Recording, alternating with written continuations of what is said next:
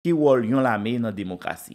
Nan yon diskou ke lte bay en 1987 devan Komisyon Inter-Ameriken Défense, kolonel Himmler Ebu detaye vizyon ak komprehensyon de wol lame ta dwe jwe nan yon demokrasi. Nan diskou sa, kolonel lan ki te yon nan ra ofisye nan lame al epok ki te ka ofri adres sa, explike rezon ki fe ke Haiti toujou nan kriz, et rezon ki fe ke tout chef parti politik ki te en exil ki rentre apre 1986, tout te gen folie président. De hauts gradés des forces armées, d'exprimer une certaine théorie de la défense nationale liée au développement national. C'est ainsi que le major Alix Richard Silva, directeur par intérim de l'Académie militaire d'Haïti, devrait introduire ce concept de défense nationale et défense continentale intégré au développement national, concept que va développer le major Himmler Rebu, membre du staff de l'Académie militaire, devant les membres de la Commission interaméricaine de défense. Écoutons donc quelques extraits de cette allocution qui a été télévisée et qui nous permet de mieux comprendre ce que un officier des forces armées peut avoir comme vision de la société civile et donc de la politique nationale d'un pays. Sur le plan politique, tous les problèmes politiques d'Haïti ont toujours été jusqu'à nos jours d'abord des problèmes économiques. La mauvaise distribution de la richesse a très nettement divisé la société haïtienne en trois classes inégales. Ces structures socio-économiques représentent les mêmes constantes qui avaient dominé la pensée économique et politique dans la colonie de Saint-Domingue. Les Blancs, les affranchis et les esclaves sont devenus respectivement la bourgeoisie, la classe moyenne et le peuple. La pensée politique de 1946 a permis l'émergence des éléments de la classe moyenne à la direction de l'État. Malheureusement, cette ascension n'a pas servi à relever le niveau de vie du peuple véritable. Aussi verra-t-on les leaders politiques se servir de honteuses manières de la prétendue lutte des classes pour cacher leur échec économique, leur échec politique. Ce complexe d'infériorité, tellement ancré dans l'âme même de ces politiciens, qu'on les verra une fois à la tête de l'État engager une véritable course contre la montre. Cet acquis sera riche le plus rapidement possible. C'est la sublimation de ce moi que l'autre traitait d'égoïste qui conduira au concept politique de l'homme-État. La concentration du pouvoir sera le premier objectif du chef de l'État. Les structures faisant de tout chef d'État au départ un condamné pour l'exil, l'objectif de l'homme sera la manifestation de son instinct de conservation. Il deviendra un impitoyable destructeur de tout courant d'idées contraires à celui de son gouvernement et un pilleur sans vergogne, puisqu'il lui faudra continuer à vivre sur la terre d'exil un certain train de vie. Après le 7 février, on a vu toute une meute de politiciens revenir d'exil avec un seul objectif, le fauteuil présidentiel. Il faut à tout prix devenir l'homme-dieu d'Haïti. D'aucuns vont jusqu'à dire qu'ils sont des envoyés de Dieu. Ils parlent tous au nom du peuple. Pas un plan de sauvetage ne sera dévoilé. Il le sera seulement si le détenteur devient président. Le désarroi face aux nouvelles exigences politiques nationales clairement exprimées par le peuple pousse les prétendus sauveurs à rechercher déjà toutes les combines. Cependant, un pas est franchi dans la mentalité politique haïtienne. Il faut désormais la participation du peuple et la transparence des activités politiques. La concentration du pouvoir à Port-au-Prince entre les mains d'un petit groupe d'hommes a enfanté la République de Port-au-Prince, où les conséquences logiques d'un processus de développement ont été constatées à rebours. Au lieu d'urbaniser les villes, on est arrivé à les ruraliser, avec toutes les conséquences immédiates et futures, physiques et morales. Une analyse donc qui part du fait social avec ses fondements économiques et qui permet une vision au lendemain du 7 février de la situation politique que vit notre pays après le 7 février. Quelle perspective se dégage d'après cet officier des forces armées qui tente, rappelons-le, de structurer un concept de défense nationale à travers le développement national et le développement d'une société civile? Quelle perspective se dégage? Écoutons-le. Le monde a changé. Cependant, nous vivons au présent avec les moyens du passé. Le mal politique haïtien résidait dans le mental des dirigeants. L'histoire évoluant, il nous faut absolument cesser de penser à nous pour penser à ce que nous pouvons faire pour améliorer le sort du voisin. Il faut partager, il faut donner leurs responsabilités aux habitants des 9 départements géographiques du pays et à leurs représentants. Il faut leur laisser le soin de faire des choix politiques régionaux et à l'intérieur d'une vision globale de justice et d'humanité. Il faut partager le pouvoir, il faut une meilleure distribution des richesses. Nous sommes à un carrefour où les choix politiques doivent privilégier le pluralisme, substituer à l'égoïsme l'amour, au défaitisme le nationalisme, au mépris le patriotisme. Il est important, dans le cadre de nos émissions, d'écouter ce texte d'un officier supérieur des forces armées d'Haïti. Il est important d'entendre la pensée d'un membre du corps qui, en 1986, dans le cadre d'une conception générale de la défense du territoire, situe cette défense à l'intérieur d'un concept de développement et de participation des forces armées à la société civile.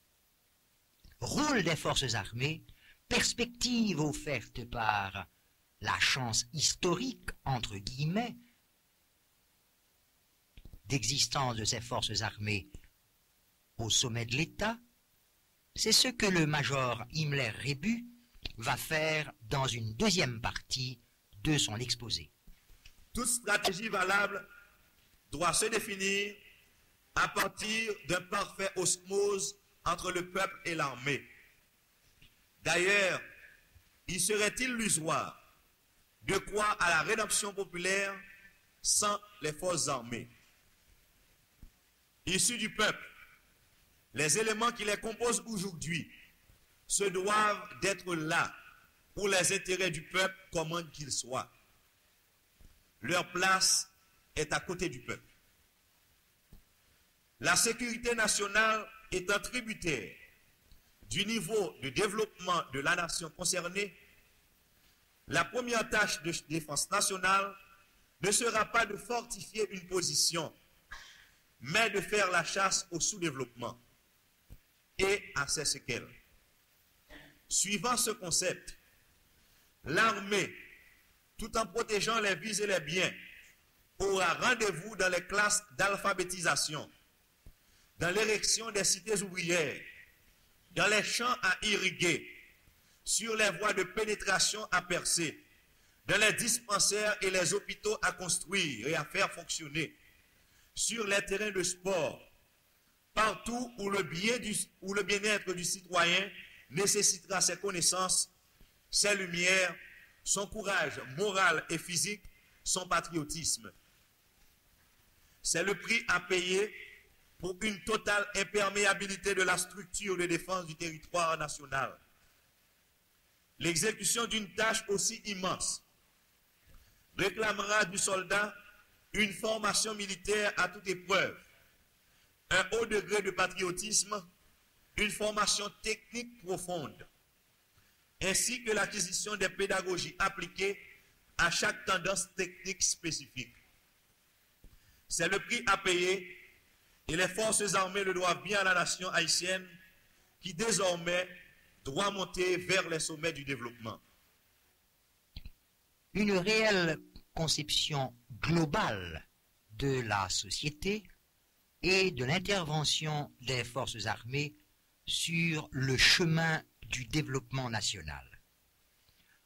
Il n'est pas, dans le cadre de cette émission, prévu une discussion de ces différents concepts exprimés, rappelons-le une fois de plus, à l'occasion d'une rencontre entre chefs militaires du continent et chefs militaires haïtiens dans le cadre d'un programme continental de défense du territoire. Ces concepts exprimés publiquement à l'occasion de ces rencontres auraient dû faire l'objet de discussions, selon moi, entre civils et militaires. Mais l'on sait combien chez nous, l'armée est à un certain point de vue la grande muette. Pas d'interview, pas de discussion politique, pas de discussions économiques, pas de participation à des débats publics, de sorte que de telles interventions rarissimes sont pour les politologues, les analystes, l'occasion d'une quête scrupuleuse de façon à permettre au grand public de mieux comprendre ce qui se passe derrière l'uniforme, dans les casernes, dans les messes d'officiers et maintenant, a fortiori, au sommet de l'État. Vous comprendrez notre souci aujourd'hui de réunir dans la même émission, mais hélas pas autour de la même table, deux anciens officiers des forces armées, Kern de Lens et Roger d'Orsainville, témoignant de leur passage au sein de ce corps et se livrant à la réflexion sur leur expérience de militaire, leur rapport avec le corps des officiers, le corps des forces armées, et aussi nous permettant de mieux appréhender ce problème qui reste pour beaucoup un mystère, l'existence parallèle d'un corps appelé Forces armées d'Haïti et d'une société civile qui, au lendemain du 7 février, cherche les voies de son progrès. Dans la même rubrique ça, professeur Michel Souka expliquait en fonction de tout événement qui était passé un an et demi après tombée du Valier en 1986, de volonté ou pas que regarder la main te gagné pour mener Haïti dans la démocratie et le développement. Pour compléter ce tour d'horizon à propos du rôle des forces armées et des perspectives que dégage la présence des militaires au sommet de l'État, rappelons-nous que cette année 1986-1987 a été jalonnée d'incidents au cours desquels se sont situés d'un côté les démocrates et de l'autre les hommes en uniforme, et des malentendus, des points de rupture, des points d'accrochage ont jalonné cet itinéraire.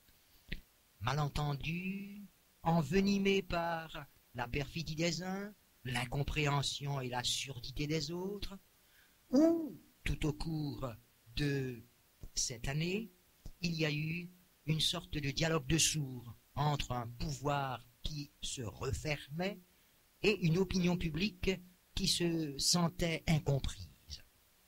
Je ne citerai pas tous les incidents qui ont essaimé notre expérience au cours de l'année. Mais l'un d'entre eux, 26 avril, devant Fort-Dimanche, à cette occasion, deux démocrates, Victor Benoît et Michel Soucard, se rencontraient pour discuter de l'événement, pour discuter des tenants et aboutissants de cet incident sanglant, et tenter de baliser les rapports entre la société civile et le pouvoir militaire. Existe-t-il des démocrates au sein de l'armée, comme le général le disait au lendemain du 26 avril, dans un discours devenu célèbre, et qu'analysait justement les deux interlocuteurs que vous connaissez pour les avoir écoutés chaque dimanche dans l'émission Haïti qui démocratie. Michel Soucard rappelle historique d'événements un peu, beaucoup, passionnément douloureux. Nous voulons croire que dans l'armée, donc, que général là incarné vraiment une tendance démocratique. Nous voulons croire. Mais pour tendance ça vient fort, pour tendance ça gagne appui population, il faut qu'elle prenne des mesures concrètes, des mesures d'ordre économique, des mesures d'ordre politique, pour protéger la population, pour protéger la démocratie, contre tout ça que lui-même général l'a dit, toute ça extrême droite là a fait. Kounya là, parce que je me songeais, mais j'en ai dit l'autre fois, dans toute notre institution, elle n'est pas bonne en soi, elle n'est pas mauvaise en soi.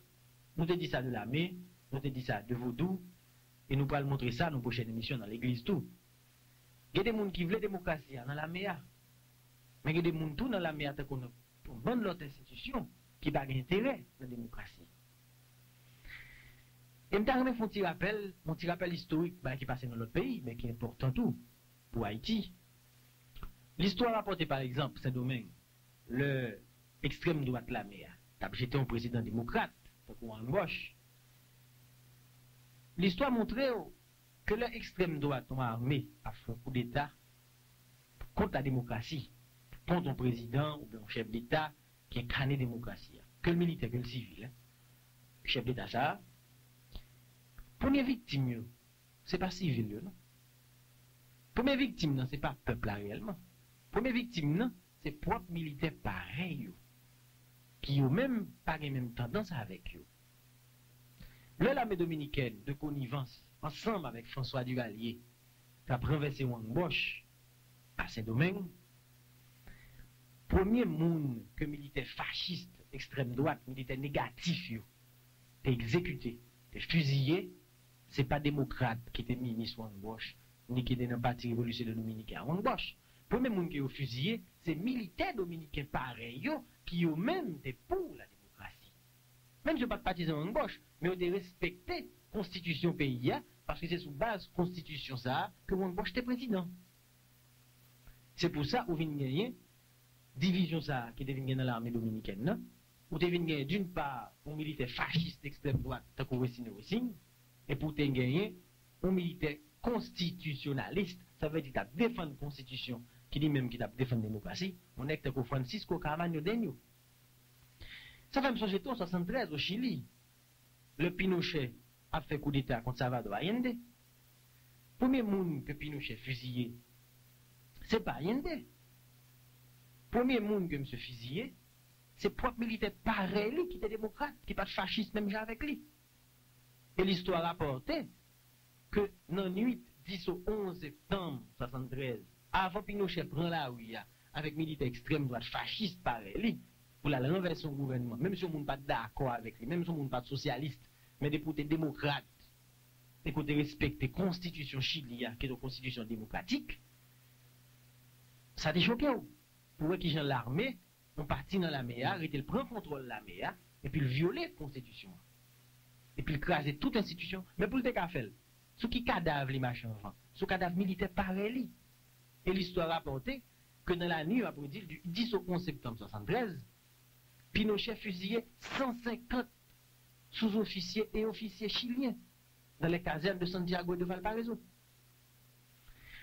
Donc, il faut que nous soyons capables de comprendre tout problème.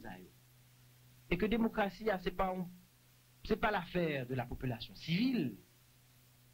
Dans le civil, il y a tout le monde qui pour la démocratie, il y a qui contre la démocratie. Mais dans le militaire, il y a tout, il y a qui pour, il y a qui contre. Et tant que tout chef d'État, tant que tout président de conseil de gouvernement, général, il y a droite, il y a gauche. Donc, lui-même, pour le chita politique équilibré, il faut que le chita sur des mesures concrètes. Et force, s'il veut une force réelle, si vraiment ça intéresse le force, c'est des mesures démocratiques pour le prendre. L'armée fait de la politique depuis un an, de la politique ouverte, de la politique active. Les citoyens s'interrogent sur le sens de cette politique et sur la possibilité, à travers l'intervention politique de l'armée dans la société civile, la possibilité de baliser les chemins d'une démocratie. Ce soir, armée et politique, à travers l'ouvrage de Kern de Lens, l'intervention de Roger d'Orsainville dans son livre Marche arrière, expérience personnelle d'officier de l'armée d'Haïti, et un texte du major Himmler Rébu, officier en second de l'Académie militaire d'Haïti, intervenant devant la Commission interaméricaine de défense sur un concept intégré de défense nationale et de participation des forces armées au développement démocratique national. Michel Soucard et Victor Benoît, pour conclure, au micro de Haïti qui démocratie, au lendemain d'un incident douloureux, celui du 26 avril, permettant à ces deux démocrates de baliser les problèmes de l'intervention des forces armées au sein de la politique dans la société civile.